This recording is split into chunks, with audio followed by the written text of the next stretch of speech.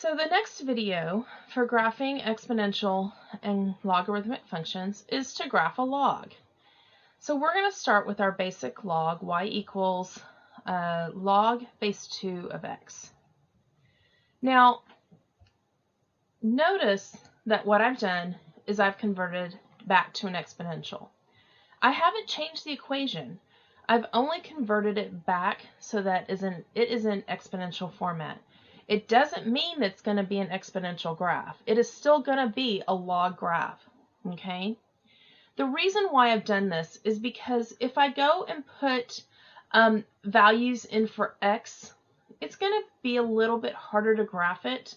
If I really graph the actual points that show me what the graph looked like, I'm going to end up with several weird decimals, okay? And it's going to be harder to graph it. So what we're going to do is we're going to convert it like I've done here. 2 to the y equals x. It's back in its exponential format, but I'm going to solve for x this time. So I'm going to plug in -1, 0, 1. If you've watched the exponential video, that's what we do for the exponentials as well.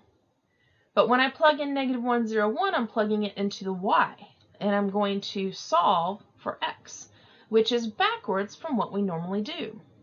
But that's okay, we're graphing a log, okay? So if I go and plot these, notice that it's -1, -1/2. So this is, 1/2, -1. So I've got 1/2, -1, and then 1, 0, and then 2, 1. All right? So make sure that you don't, like when you're plotting these, you don't get in the habit of plotting an exponential and call it 1, 2. It is 2, 1 because we're doing everything backwards. If you're graphing a log and it doesn't look like this, it looks like an exponential, then you know I've graphed it backwards, okay? Or I've switched these around, okay? A log has to look like this line, okay? All right, so let's go on.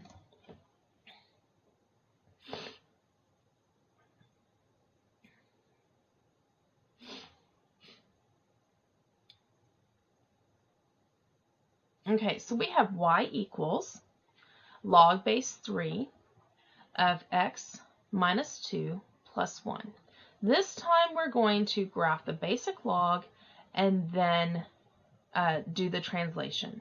So we're going to take out this 2 and 1. We're going to graph log base 3 of x right here.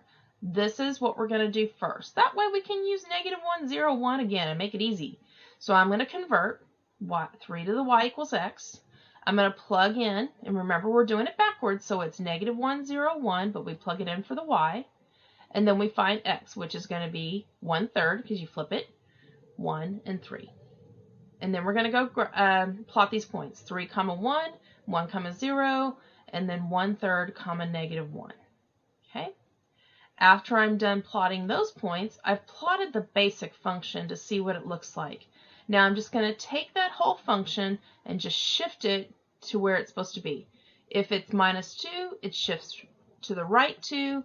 If it's +1, that positive shifts it up 1. So I'm going to shift everything right 2, up 1. Here we go. This is going to go right 2, up 1. So that dot needs to be about right there. It needs to be on the other side. Okay. Remember that when it shifts it right 2, this is an asymptote right here. So if I'm shifting over 2, my dot needs to be kind of over a little bit like that. So then we're going to not cross the asymptote, because the logarithm works the same as an exponential. It has an asymptote. In this case, it's actually a vertical line instead of a horizontal line. Okay. So I shifted everything right 2, up 1, right 2, up 1. And this is my new log graph that is a graph of this equation. All right.